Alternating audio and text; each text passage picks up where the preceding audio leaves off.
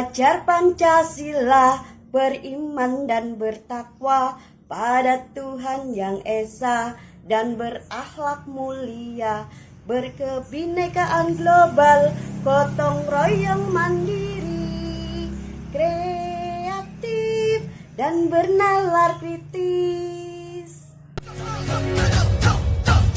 Kita belajar Pancasila, kita bernafas dalam sila-silanya. Kita belajar Pancasila, ayo kita jaga untuk Indonesia. Kita belajar Pancasila, kita bernafas dalam sila-silanya. Kita belajar Pancasila, ayo kita jaga untuk Indonesia.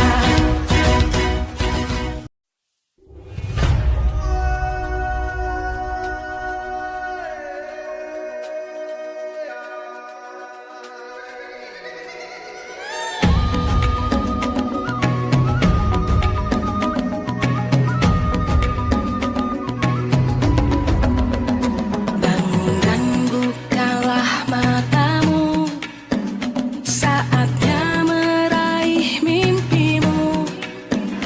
Arahkan pandangan ke depan, Tuhan kan menuntunmu. Sadarilah masa berganti, tantangan kan kita hadapi.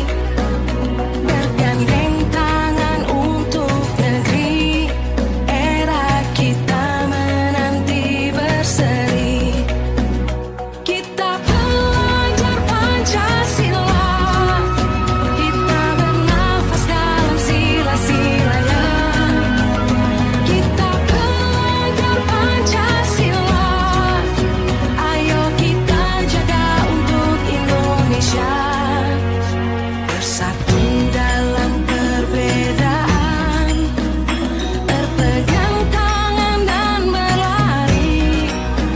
Singkirkan egomu, oh kawan, demi negeri ini. Assalamualaikum warahmatullahi wabarakatuh.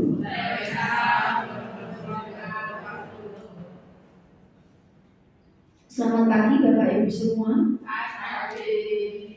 Yang terhormat Ibu Kepala SMA Negeri 1 Juwana, Ibu Sri Indarni SPD MPD. Yang kami hormati Bapak Ibu guru yang berkenan hadir pada acara sosialisasi aksi nyata modul 1.4 budaya positif. Yang kami hormati juga Ibu Sumarni SPD selaku narasumber aksi nyata modul 1.4 budaya positif.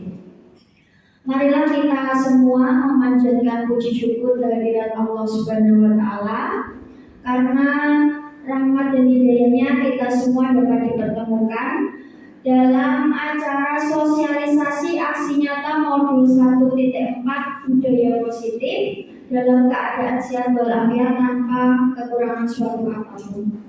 Tak lupa sholawat serta salam senantiasa kita lanturkan kehadiran Rasulullah Shallallahu Alaihi Wasallam yang kita nanti-nantikan syafaatnya di yaumil akhir. Sebelumnya terima kasih kami ucapkan kepada Bapak Ibu semua yang berkenan hadir pada acara sosialisasi pagi hari ini. Ini saya persilakan kepada narasumber Ibu Sumarni SPD untuk mensosialisasikan aksi nyata modul 1.4 budaya positif. Kepada beliau kami persilakan.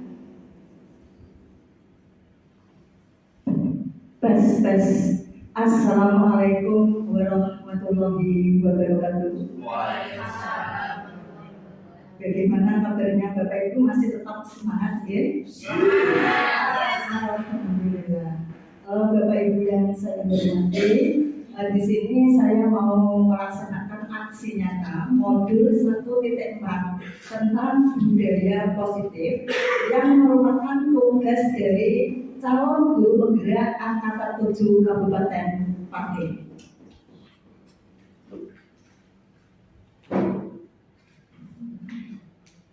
Oke, di sini sudah saya buat PPT, saya menggunakan Canva ya, karena yang paling kita sekarang adalah Canva. Bapak Ibu yang saya hormati, budaya positif itu sangat penting sekali diterapkan di dalam lingkungan sekolah kita. Tetapi sebelum membahas tentang budaya positif, saya mempunyai sebuah pantun buat Bapak Ibu guru semuanya.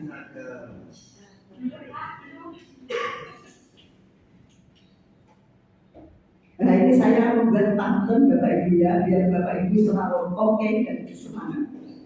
Pantunnya itu apa kira-kira? Minum segelas air hangat. Biar manis tambahlah coklat. Assalamualaikum gede Bapak Ibu guru hebat. Pagi ceria, makin semangat. Terima kasih Bapak Ibu ini datangnya cerah-cerah semuanya ya.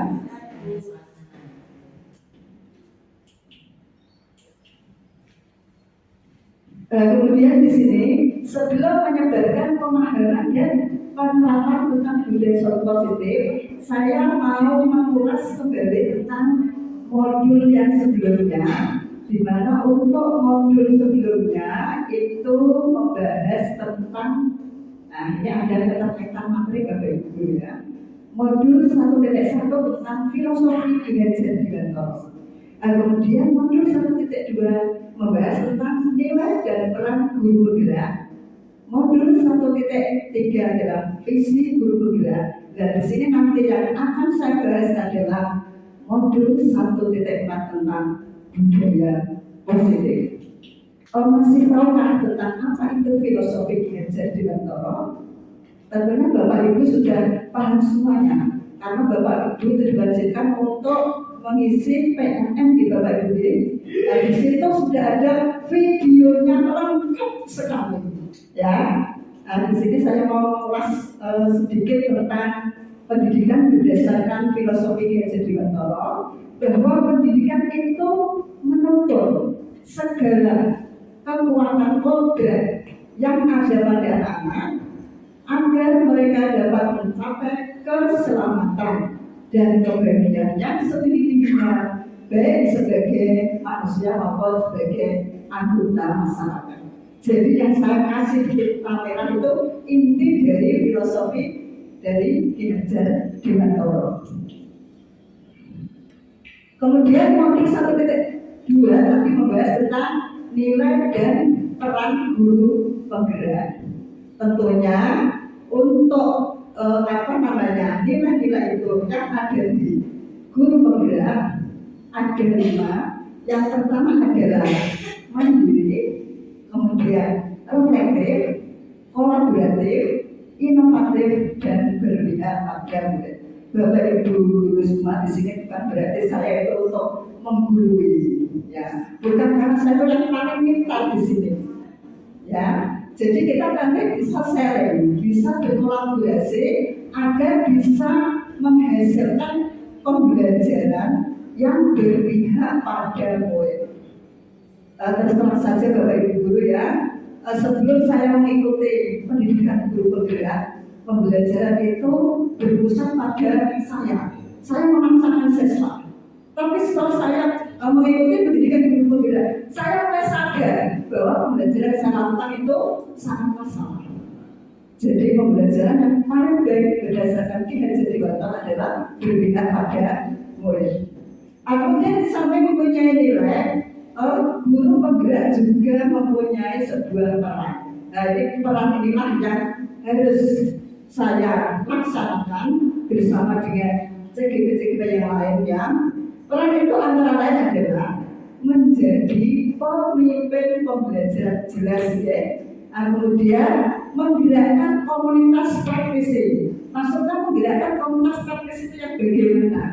Misalnya kita mengikuti MGMP, kemudian mengajak guru-guru yang lain untuk mengikuti pelatihan. Itu salah satu menggerakkan komunitas praktis. Menjadi coach sebagai guru yang lain.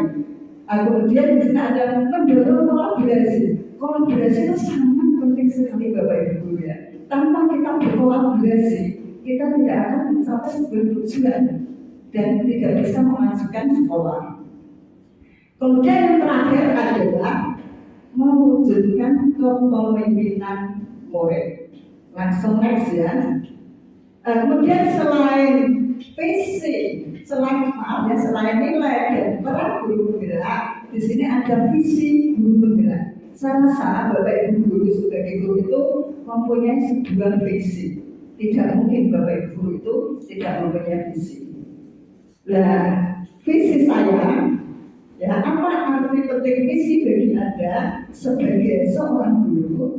Visi menjadi pandangan ke depan yang memberikan landasan kuat program apa yang dilaksanakan di satuan pendidikan. Jadi Bapak Ibu jelas harus punya visi yang jelas, apalagi sebagai seorang calon guru penggerak. Di sini kemarin pada saat saya presentasi di ruang kolaborasi, saya menyampaikan visi saya sebagai guru penggerak adalah mewujudkan sesuatu yang mantap. Jadi mantap itu saya ambilkan dari singkatan mandiri, A-nya adalah agamis, N-nya nasionalis, kemudian terakhir aktif dan prima. Saya kemarin presentasi tentang visi saya yaitu tentang mantap. Jadi saya buat singkatan biar saya selalu mengingat visi saya ternyata segini ya. Kemudian tujuannya apa visi itu? Yaitu untuk mewujudkan profil pelajar Pancasila. Dan Bapak Ibu Guru tentunya juga mengingat apa itu profil pelajar Pancasila ya. Ada yang masih mengingat? Apalagi sekolah kita sudah menganut kurikulum merdeka. Itu profil pelajar Pancasila selalu kita tanamkan di dalam diri seorang siswa kita. Bapak Ibu yang saya hormati ya, sudah saya ulas tentang materi-materi sebelumnya. Nah inilah nanti yang kita atau saya terangkan tentang budaya positif. Kalau dilihat dikatakan tadi budaya itu artinya apa? Pembiasaan. Kemudian ada kata-kata positif. Positif itu apa? Hal yang baik. Jadi bisa ditarik sebuah kesimpulan atau pengertian bahwasanya untuk budaya positif adalah kebiasaan yang baik yang diterapkan di lingkungan sekolah. Itu ya Bapak Ibu ya. Jangan sepaneng ya, santai saja. Ini butuhnya senam-senyum gitu ya. Kenapa budaya positif itu diterapkan di lingkungan sekolah? Tentunya ada latar belakangnya. Latar belakang yang saya ambil yaitu suasana positif sangat mendukung dalam menciptakan pembelajaran yang kondusif. Jadi untuk bisa mewujudkan pembelajaran yang menyenangkan itu harus suasananya apa? Positif. Wujudnya misalnya kita mau mengajar, guru menerangkan ibaratnya, kita sudah marah-marah, itu kan tidak menimbulkan apa? Budaya positif. Ya, ini juga saya belajar Bapak Ibu ya. Biasanya kalau saya emosional itu juga langsung gitu ya. Tapi dengan mengikuti pendidikan calon guru penggerak, banyak materi yang saya dapatkan, banyak hal-hal yang saya terapkan di sekolah. Misalnya pembelajaran yang saya lakukan dulu itu masih bersifat apa? Ancaman. Berpesan pada saya tanpa menggantikan kondisi apa? Siswa. Dan kemudian budaya positif itu merupakan nilai-nilai keyakinan-keyakinan dan kebiasaan-kebiasaan di sekolah yang berpihak pada murid sehingga dapat berkembang menjadi pribadi yang kritis. Jadi anak kita diajari biar caranya muridku ini so berpikir secara kritis. Kritis bukan berarti ya gampang bermakna negatif itu ya. Kritis itu anak kita kreatif ya. Kemudian dengan penuh hormat sesama guru murid itu saling menghormati. Tapi kenyataannya Bapak Ibu Guru masih ada beberapa murid yang ada menjadikan kita ya. Nah kita harus dengan sabar. Pendidikan itu bersifat menuntun, memerdekakan anak, menghamba pada anak. Menghamba bukan berarti kita menentukan, tetapi kita menuntun anak, tetapi harus ada arahan yang jelas. Penuh hormat dan tanggung jawab. Dan dari budaya-budaya positif itu kemudian dikembangkan menjadi disiplin positif. Ya, disiplin positif merupakan cara penerapan disiplin tanpa kekerasan dan ancaman Bapak Ibu ya, tanpa kita sadari. Kadang saya juga begini pada saya, awas juga gambaran PR, nanti tak suruh bos. Nah, itu merupakan apa? Sebuah ancaman. Itu tidak diperbolehkan karena anak-anak kita itu sudah apa? Sudah tingkat SMA. Mereka punya apa? Daya pikir yang luar biasa. Karena apa? Setelah saya memasuki di SMA Negeri 1 juga ini, banyak anak-anak yang mempunyai potensi yang positif, potensinya sangat luar biasa, sangat berantusias. Ada hal-hal yang positif yang kita berikan. Begitu ya Bu ya. Ini ada sedikit yang hebat ini ya. Bapak Ibu juga hebat semua di sini ya. Terima kasih ya. Nah, jadi disiplin positif merupakan salah satu penerapan disiplin yang bertujuan menumbuhkan kesadaran serta memberdayakan murid untuk melakukan sesuatu tanpa sogokan. Seperti garis bawahi, tanpa sogokan, ancaman maupun hukuman. Dari disiplin positif itu akan melahirkan nilai-nilai kebajikan. Nah, yang dimaksud dengan nilai-nilai kebajikan itu kira-kira apa? Dan khusus ini untuk nilai-nilai kebajikan itu saya kaitkan dengan profil pelajar Pancasila. Karena di sekolah kita itu sudah menganut kurikulum merdeka. Coba Bu Dewi ini ya, kira-kira untuk apa profil pelajar Pancasila yang pertama itu apa ya? Beriman, bertakwa pada Tuhan Yang Maha Esa, berakal mulia. Cakep, bagus sekali. Itu bahkan Bapak Ibu ya. Kemudian yang kedua Banyu ini ya. Kebinekaan global. Kemudian yang ketiga apa begini? Betul. Kemudian yang keempat apa Pak Pur? Mandiri. Mantap ya. Kemudian yang selanjutnya apa Pak Polisi? Kreatif ya. Jangan kreatif katanya. Kreatif. Kemudian yang terakhir Bu Alif.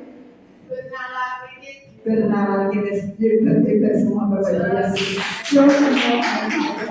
Kemudian Bapak Ibu dalam mensosialisasikan profil pelajar Pancasila, saya itu menggunakan sebagai ini. Nah, ini adalah TikTok saya ya. Saya pilih videonya itu tidak tidak berfungsi. Jadi saya mensosialisasikan itu lewat TikTok. Karena apa? TikTok itu banyak digembari anak. Apa itu? Pelajar Pancasila, beriman dan bertakwa pada Tuhan Yang Esa dan berakhlak mulia, berkebinekaan global, gotong royong mandiri, kreatif dan bernalar kritis. Ini saya dijanjikan untuk menyanyikan Bapak Ibu. mohon bantuannya untuk follow untuk saya bisa like, komen, and subscribe ya di YouTube saya. Apa itu YouTube saya? Maning Santai. Kemana sih kan ya? Yang tidak sopan Bapak Ibu. Kita harus bahagia dari dunia. Jangan pernah terus ya. Kemudian kalau sudah ada profil pelajaran Pancasila, di sini saya bahas tentang keyakinan kelas, dukungan, dan penghargaan.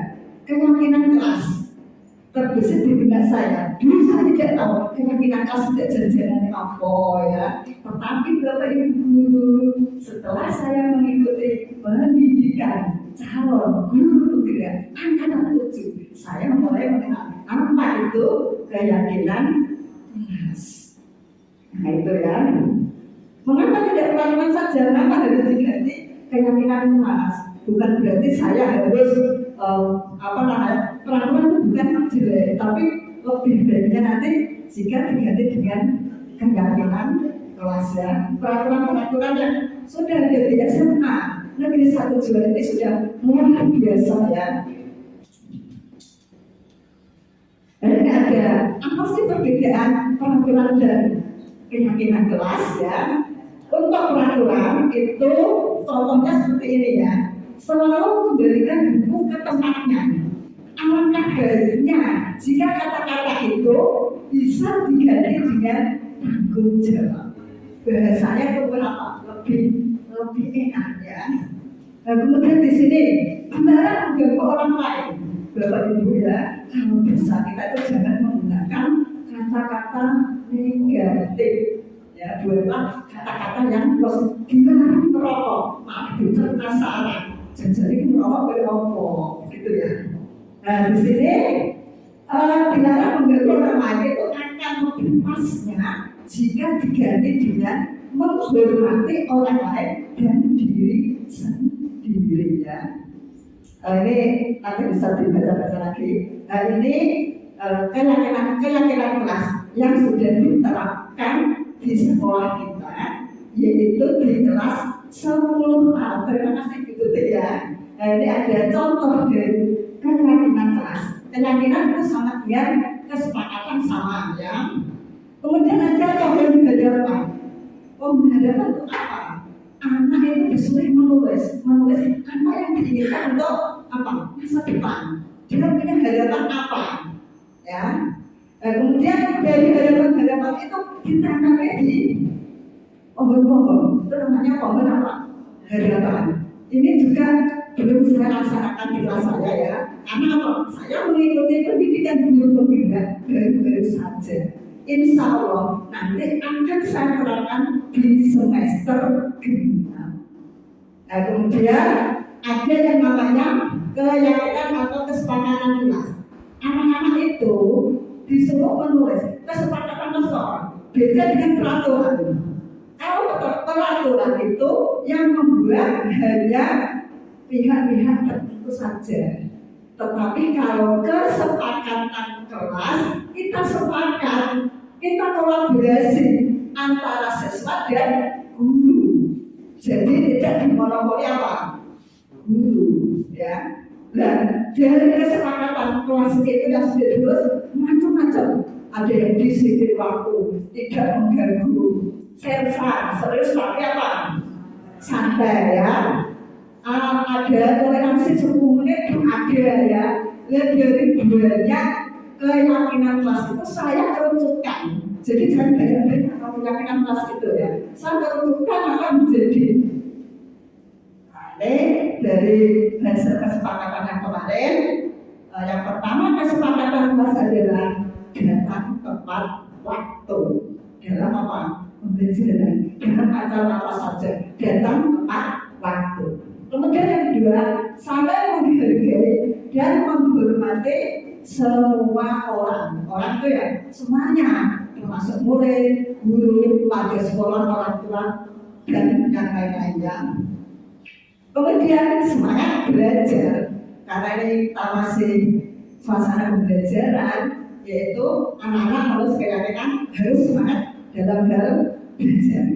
Kemudian ada komitmen terhadap semua tugas. Ini penting sekali yang sudah disetujui oleh anak-anak beserta gurunya. Dan alhamdulillah ini di kelas saya 11 MIPA 3 anak-anak sudah sesuai dengan keterangan kelas yang ditulis di awal ya. Kemudian terakhir itu saling peduli satu sama lain dan saling membantu. Itulah keyakinan kelas yang harus kita terapkan di sekolah kita ya. Nah, untuk bisa menerapkan keyakinan kelas itu ada 5 kebutuhan dasar manusia. Ada kata-kata dasar ya. Itu yang harus dipenuhi. Dalam sangat manusia itu pokoknya 5 kebutuhan dasar. Yang pertama itu apa? Kebutuhan bertahan hidup atau dalam bahasa Inggrisnya adalah survival. Maksudnya bagaimana Bapak Ibu guru ya? Ada yang bisa memberikan contoh? Kenapa bertahan hidup dimasukkan dalam kebutuhan dasar manusia? Nah, kira-kira seperti ini saya punya contoh. Pada saat saya mengajar mata pelajaran matematika, ya itu mau mendekati apa? Mau mendekati selesai ya. Jadi ada anak-anak yang menyuruh seperti ini. Bu, jadi pakai istirahat ya. Itu mungkin bisa dialami semua Bapak Ibu guru ya. Dan itu jangan kita ganti dengan apa? Emosional. Sebenarnya guru sudah tahu kok, nah kalau jam 10:10 itu adalah waktu istirahat. Kenapa anak bilang seperti itu? Karena rata-rata anak-anak yang ada di SMA Negeri 1 jarang sarapan. Mereka mengingatkan gurunya Bapak istirahat itu mau dipakai untuk makan. Kebutuhan makan apa? Bertahan hidup. Kemudian yang kedua adalah kasih sayang dan rasa diterima. Dalam bahasa Inggrisnya adalah love and belonging ya. Love itu kasih sayang, cinta ya. Belonging itu rasa diterima. Bapak Ibu guru, ini saya punya pengalaman untuk di kelas 11 MIPA 1. Anak tersebut bernama Firdaus. Ada yang mengajar di kelas 11 MIPA 1 ya? Ada. Itu gue tahu sendiri. Gimana sih ya si anak itu kelakuannya selama belajar ya. Jadi si Firdaus itu juga punya hak untuk disayangi, diterima oleh teman-temannya. Karena saya mantau, saya lihat Firdaus itu selalu menjadi asik dengan dunianya sendiri, main HP. Itu saya berkata, kenapa kamu seperti itu? Saya tidak tertarik dengan pelajaran itu. Waduh, seperti saya ditarik ya. Orang tertarik dengan pelajaran matematika. Biar caranya saya jadi gila ngomong. Nah, pembelajaran matematika tentunya saya menggunakan metode pembelajaran yang menyenangkan, ya, yang menyenangkan buat murid. Bermesti caranya yang tertulis dan saya mau apa? Mengikuti ya. Akhirnya saya dekati, dia sudah mau mengerjakan tugas, sudah mau bercerita. Kebetulan karena kasih sayang, berarti dia itu kepengen apa? Dapat perhatian dan kasih sayang. Seperti anaknya Buin itu di kelas 11 pasar apa? Kita satu ya Bu ya, luar biasa itu ya. Awalnya saya itu kesulitan. Pada waktu pelajaran saya jam istirahat mau masuk, ada semua anak yang belum masuk. Saya tahan emosi saya, jangan sampai saya marah ya. Saya tahan emosi saya, kemudian saya ajak berbicara. Satu, kok terlambat pulang apa? Saya, sehingga dia memberikan alasan yang gini ya. Kemudian ada yang ketiga adalah penguasaan atau power. Maksudnya bagaimana ini ya? Penguasaan atau power itu begini. Dalam suatu pembelajaran di kelas ya, itu mesti ada anak yang pintar ya. Nah, anak kita memberikan power ya, dia bisa mengajarkan tugas dengan kecerdasan, kemudian bisa namanya tutor brilliant. Ini kalau di MIPA 1 itu saya punya yang pintar di pelajaran itu nggak natanya, sama di MIPA juga itu nggak fatwa ya. Nah kemudian kalau dia itu maju, berikanlah apresiasi pada siswa itu, biar apa? Tambah semangat. Biasanya kalau tidak diberikan apresiasi, orang-orang ngacai, semua juga, sehingga ini. Jadi itu akan memakan semangat apa? Siswa. Sehingga Bapak Ibu guru kalau ada anak yang hebat, berprestasi, berikanlah apresiasi atau hebat kamu lah. Tapi yang berikan apresiasi jangan berlebihan ya. Nah kemudian di sini ada yang namanya tadi penguasa sudah ya. Kemudian kebutuhan freedom itu apa Bapak Ibu? Kebebasan. Maaf ini saya salah menulis ya. Freedom itu adalah kebebasan. Jadi berikanlah kebebasan seorang anak ya, tetapi bukan yang sebebas-bebasnya, tetapi masih ada tumbuhan aturan. Oh bebas nongkrong tinggal tidak seperti itu ya Bapak Ibu ya. Kemudian yang pertama adalah kesenangan. Jadi sangat penting sekali Bapak Ibu guru ya. Apalah jadinya kalau hidup kita tanpa kesenangan, kita merasa tertekan, tidak bahagia dan happy. Ya, maka ciptakanlah suasana yang menyenangkan. Saya itu kalau tidur ya, pasti ngajak suami saya boleh tambah kontek-kontek itu merupakan apa? Ekspresi dari saya itu apa? Menyenangkan diri. Jangan tidak lebih balik uang tiktokan ya. Jangan seperti masih muda ini umumnya cerita ya cerita 50. Cerita 20 tahun. Bapak bisa tersenyum dengan saya ya Pak ya. Nanti kita akan terus lagi ya. Begitu Bapak Ibu kesenangan ya. Berikanlah anak-anak itu kesenangan. Kesenangan berupa kalau dalam pembelajaran yang menarik ya. Menarik misalnya dengan cara bermain. Nanti kok bermain sebenarnya ada Bapak Ibu dulu ya. Kita misalnya membuat kolam ya itu kan pelajaran yang bermain. Kemudian di kolam di dalam ting ya. Kok langsung memaju kemudian membuka kartu soal. Kartu soal nanti kalau pelajaran matematika. Tapi itu bisa diterapkan untuk semua mata pelajaran. Jadi dapatnya dari mana? Ya dari pendidikan calon guru berbeda. Makanya Bapak Ibu guru tidak rasa tidak mengikuti pendidikan guru berbeda itu sangat bermanfaat sekali. Ilmunya banyak sekali ya. Awalnya saya gaptek, saya tidak bisa apa-apa itu ya. Tapi akhirnya aku punya iso ya, aku punya iso melu CGB itu orang-orang yang hebat, bukan Bapak Ibu guru ya. Aslinya sama, tapi orang-orang yang mau belajar. Betul ini katanya harus ada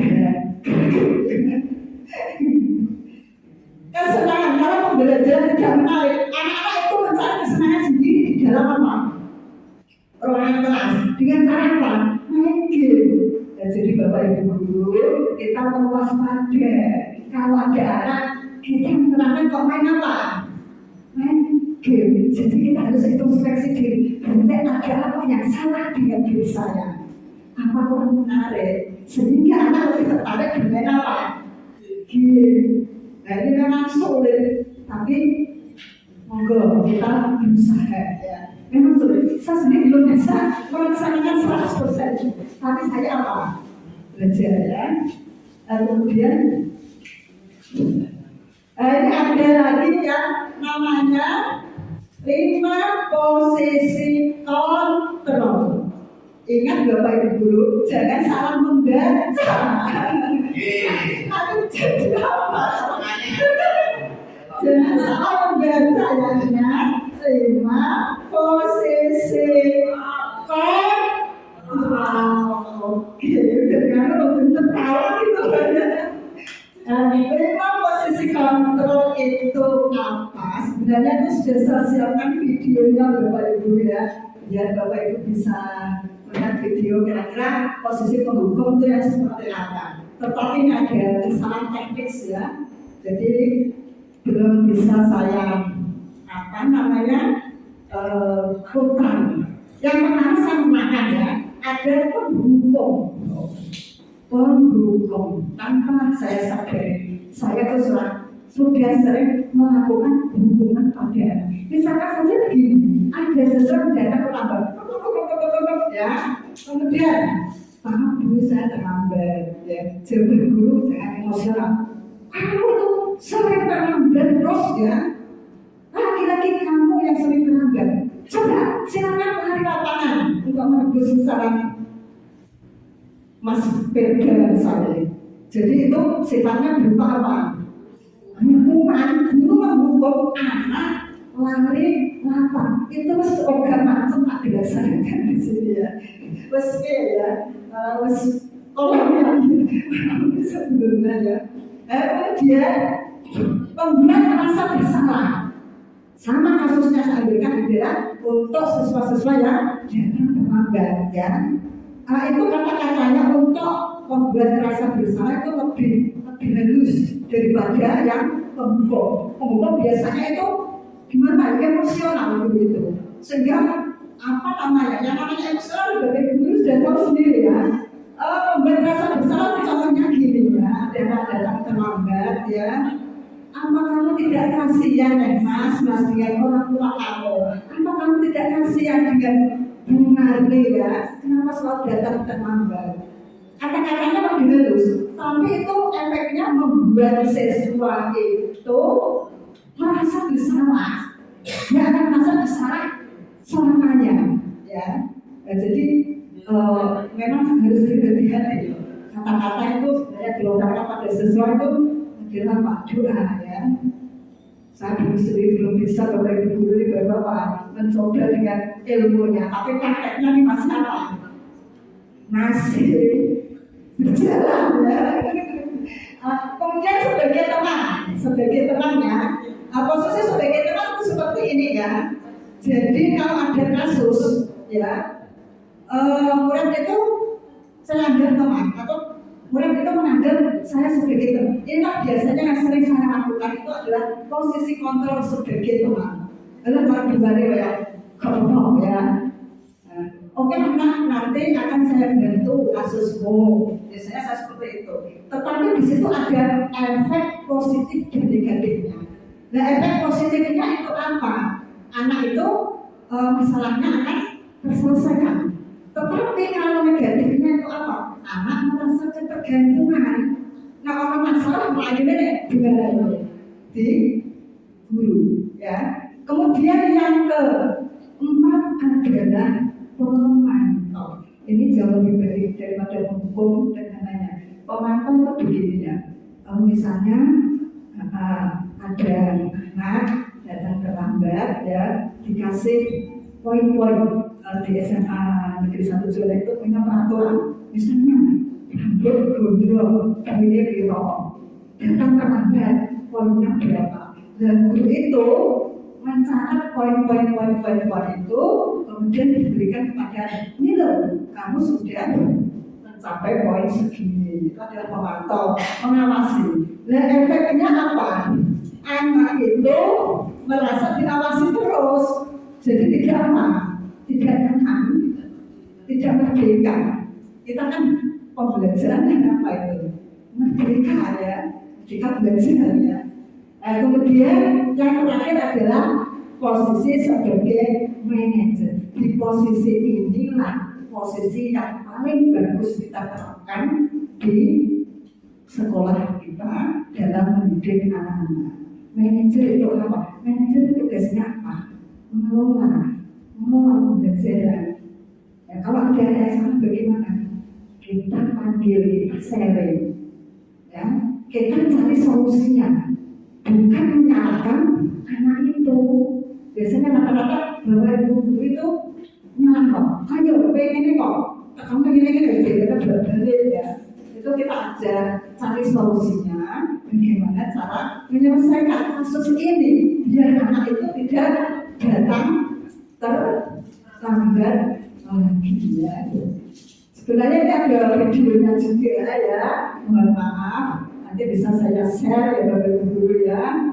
Ini konkret itu contohnya yang bersifat posisi kontrol mendukung, memantau, bagi teman, membuat rasa bersalah dan manajer. Coba kalau saya bertanya, kira-kira Bapak Ibu guru dalam pembelajaran di sekolah ini, posisi mana yang sudah dilakukan?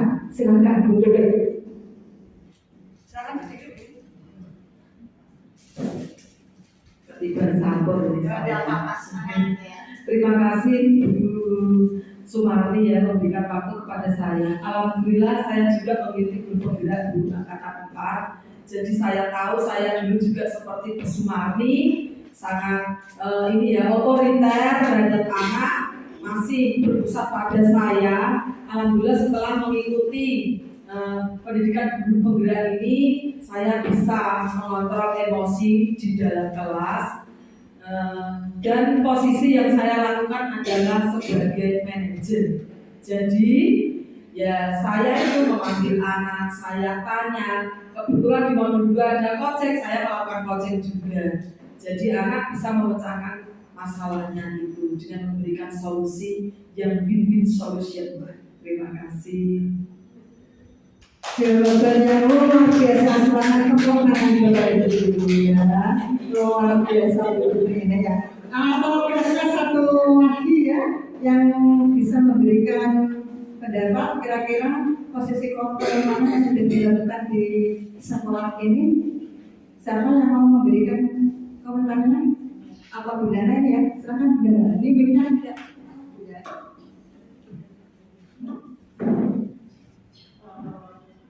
Terima kasih kesempatan yang diberikan.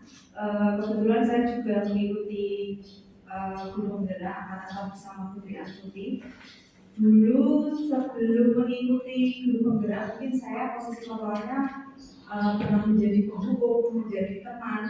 Tetapi setelah saya belajar, saya mencoba untuk berusaha menjadikan diri saya ini menjadi posisi manajer. Jadi bisa membantu siswa, tetapi tidak membenturkan berbeda dengan saya. Terima kasih. Terima kasih juga luar biasa. Saya kira Bapak Ibu yang lain juga punya strategi kontrol yang sudah dilakukan selama ini. Memang posisi kontrol yang paling bagus adalah posisi sebagai manajer. Nah, ini sebenarnya videonya ya.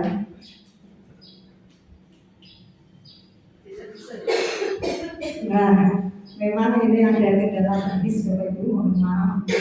Kemudian setelah kita tahu posisi kontrol, biasanya bagaimana sih cara memberikan solusi, menyelesaikan masalah dari kasus seorang anak, itu kita menggunakan yang namanya segitiga restitusi. Saya untuk segitiga restitusi baru saja mendapatkan pendidikan 2 mingguan. Segitiga restitusi banyak kejadian apa ya. Nah, kemudian yang dimaksud dengan restitusi itu apa? Nah, ini sebelum menginjak ke segitiga restitusi itu saya kasih gambaran dulu. Restitusi adalah proses menciptakan kondisi bagi gue untuk memperbaiki kesalahan. Sekali lagi, untuk memperbaiki kesalahan sehingga mereka bisa kembali kepada kelompok mereka dengan karakter yang lebih kuat. Itu berdasarkan Gosen 2004. Jadi menyelesaikan solusi, memperbaiki solusi untuk mendapatkan solusi yang baik dan agar perubahan karakternya lebih apa? Lebih mudah, lebih baik juga. Itu namanya apa? Restitusi ya. Nah, ada ciri-ciri restitusi. Yang pertama, bukan untuk menegas kesalahan umum, tetapi untuk belajar dari kesalahan. Yang kedua, memperbaiki hubungan. Kemudian tawaran, bukan paksaan. Dan kemudian yang paling intinya itu adalah restitusi, fokus pada solusi, bukan menambah permasalahan, tapi untuk memberikan solusi yang bagus. Wah, ini apa namanya, gambarnya soal penggunaan beda. Itu ada gambar segitiga sebenarnya ya. Kenapa dinamakan segitiga seperti itu sih? Karena langkah-langkah dalam menyelesaikan permasalahan seorang anak itu ada 3 langkah. Yang pertama adalah menstabilkan identitas. Kemudian validasi tindakan yang salah, divalidasi juga. Kemudian menanyakan keyakinan. Menanyakan keyakinan dalam artian itu memberikan solusi. Nah, posisi manajer inilah yang kita gunakan dalam menangani kasus seorang siswa. Belajar, saya juga masih belajar ini ya. Nah, ini ada kata-kata kira-kira menstabilkan identitas positif lah ya. Nah, sebagai contoh ini, berbuat salah itu tidak apa-apa ya. Jadi jangan menjudge anak, ini salah, ya salah ya. Berilah kata-kata yang menenangkan. Berbuat salah itu tidak apa-apa ya. Tidak ada manusia yang sempurna ya. Tidak ada manusia yang sempurna. Termasuk ibu guru ini juga pernah melakukan kasus sangat terlambat itu juga pernah. Jadi anak-anak itu merasa apa? Tenang, nyaman, tidak menyakutkan ya. Nah, kemudian Bapak Ibu tidak tertarik mencari siapa yang salah, tetapi ingin mencari solusi dari permasalahan ini. Jadi kalau ada kasus anak yang berbeda-beda, langsung jangan salahkan dan ditanyakan dulu permasalahannya. Kalau sudah tahu permasalahannya, baru dicari solusi, win-win solution kata Mbak itu ya. Kemudian memvalidasi tindakan yang salah. Kok melakukan ini itu piye ya? Itu memvalidasi. Kamu pasti punya alasan mengapa melakukan hal itu. Itu nanti kan membuat anak itu akan apa? Bercerita. Sebenarnya gini-gini loh Bu, saya udah datang terlambat tuh karena bangun kesiangan, karena mengantarkan ibu di masa. Itu adalah apa? Memvalidasi tindakan yang salah. Itu berbagai Bapak juga ini ya.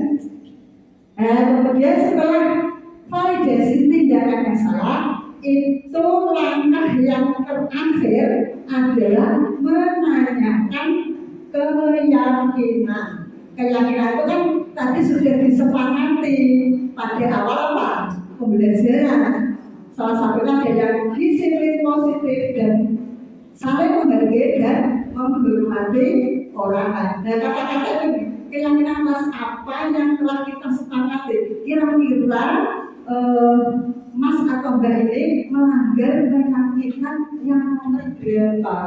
Gitu ya. Dijadikan anak itu berpikir, dia juga akan mencari solusi atas apa?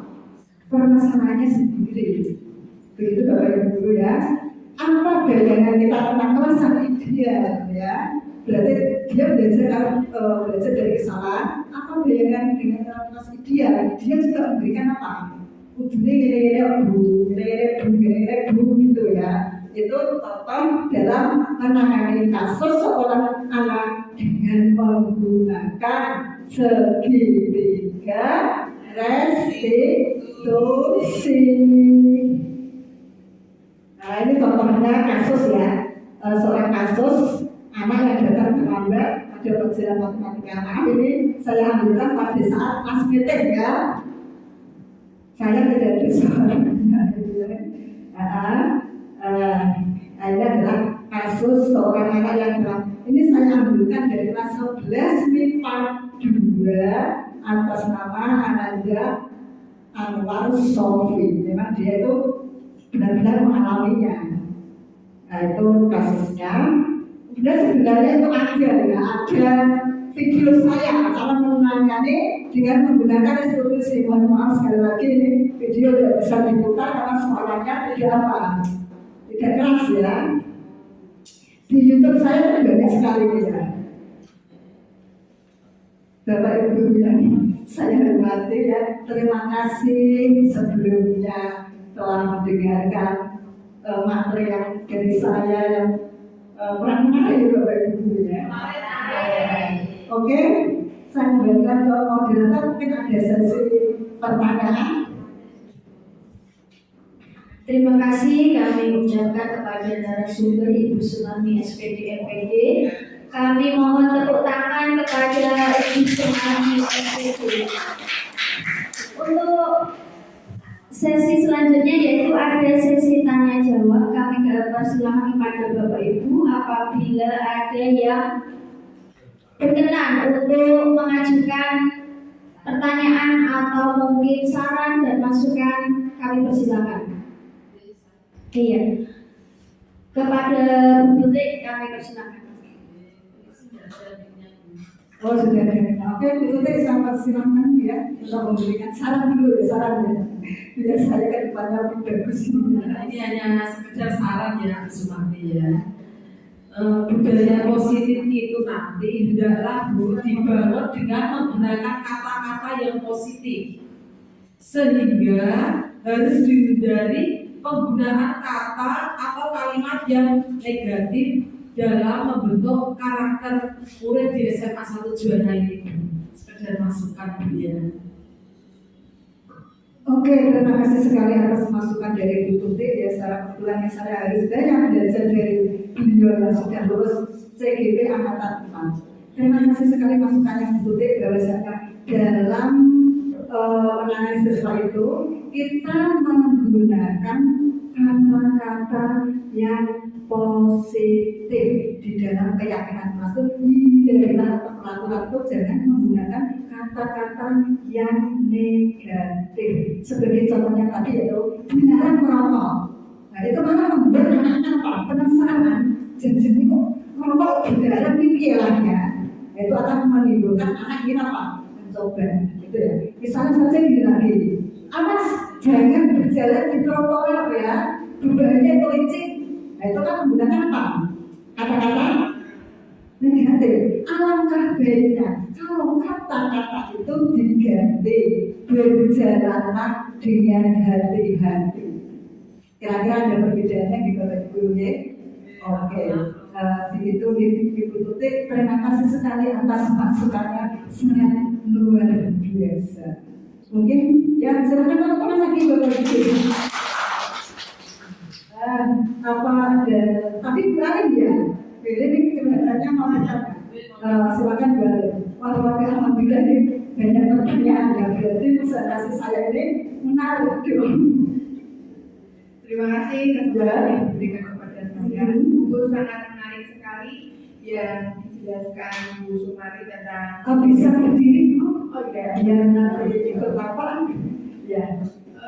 Tadi yang dijelaskan Bu Sumarni tentang posisi kontrol. Kira-kira posisi kontrol yang tepat untuk diterapkan di sekolah kita di SMA 1 Juwana, mengingat budaya murid kita itu sangat beragam dan agamanya juga di sini alhamdulillah lengkap sekali ya.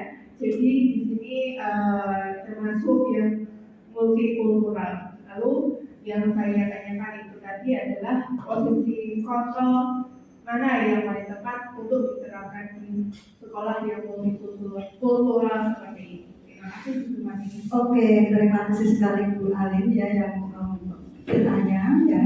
Sebenarnya Ibu Alin dan Bapak Ibu yang lain, saya juga masih belajar. Belum tentu nanti jawaban saya ini betul ya. Makanya itu saya minta masukan atau sharing kepada Bapak Ibu. Kalau menurut saya Bu Alin ya, dalam menyelesaikan kasus anak-anak yang multikultural ya, banyak sekali kasus itu bisa dilakukan lebih dari satu posisi kontrol ya, tergantung kasus si anak itu ya.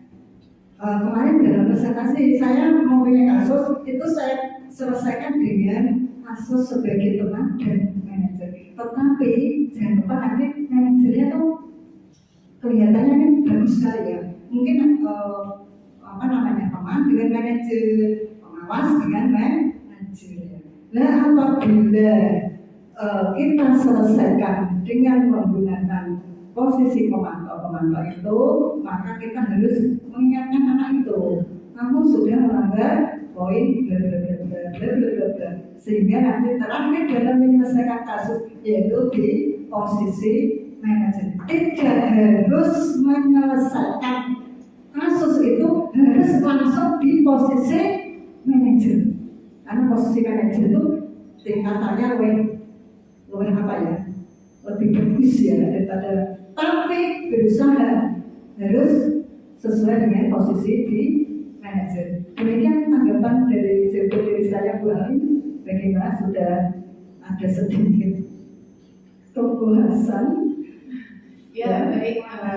Dari Jawa Barat kemarin saya punya gambaran tentang bagaimana sih caranya supaya saya tidak menjadi posisi kontrol yang salah ya, bisa tepat dalam menangani siswa dalam kata feedback. Oke, terima kasih Bu Anin ya. Atau ini satu pertanyaan lagi ya, satu pertanyaan lagi saya akhiri ya. Nanti bisa dilanjut diskusinya di luar forum ini ya. Siap, siapa ada lagi yang mau bertanya ini? Kelihatannya, wah, alhamdulillah. Ini saya kok mikir kok gak saya masih ya Pak ya. Silakan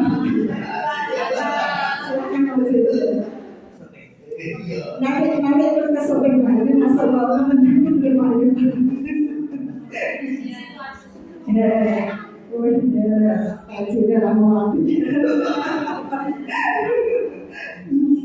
Assalamualaikum warahmatullahi wabarakatuh. Waalaikumsalam warahmatullahi wabarakatuh. Saya awali sebenarnya saya perkenalkan dulu Pak, biar nama saya Didi Ponidianto Speditjen.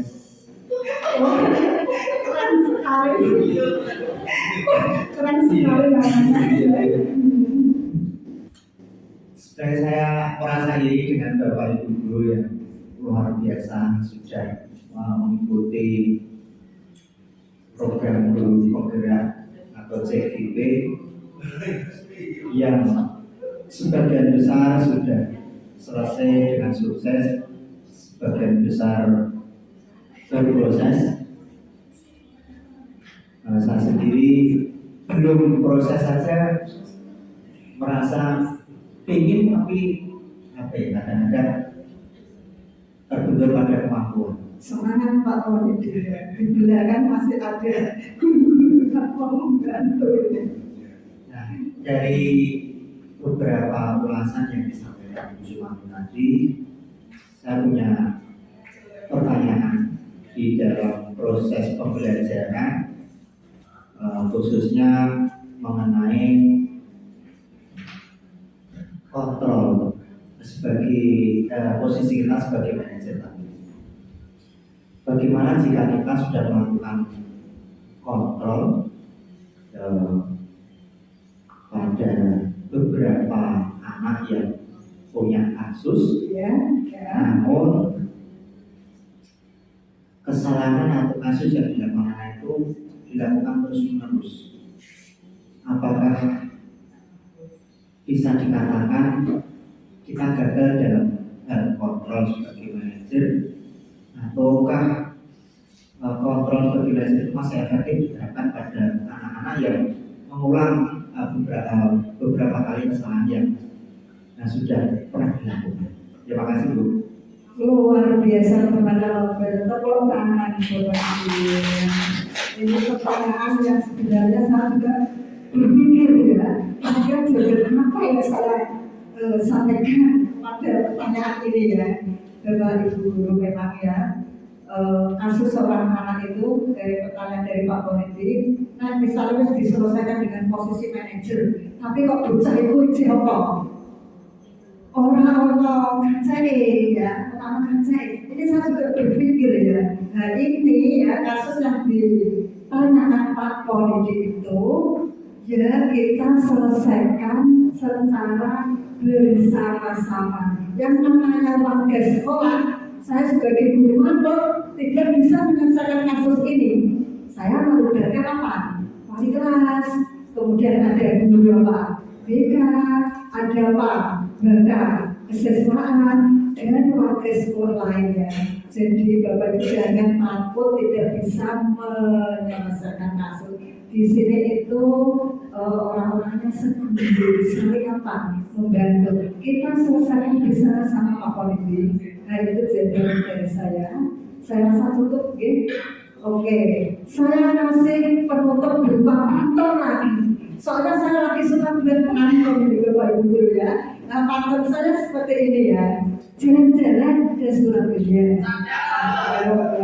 Tidak lupa membeli makanan. Demikian presentasi saya. Jika ada yang salah, mohon dimaafkan. Terima kasih Bapak Ibu. Selanjutnya saya serahkan kepada moderator. Terima kasih kepada semua Bapak Ibu guru yang telah hadir di sini. Tidak terasa sudah di penghujung acara. Kami mohon maaf atas segala kesalahan yang kami perbuat baik yang disengaja maupun yang tidak disengaja. Kami berharap materi dari sosialisasi aksi nyata budaya positif yang sudah dijelaskan oleh narasumber bermanfaat bagi kita semua. Marilah kita tutup acara sosialisasi aksi nyata budaya positif dengan bacaan hamdalah bersama-sama. Alhamdulillahirabbil alamin. Akhir wa kalam wabillahi taufiq wal hidayah. Wassalamualaikum warahmatullahi wabarakatuh. Waalaikumsalam.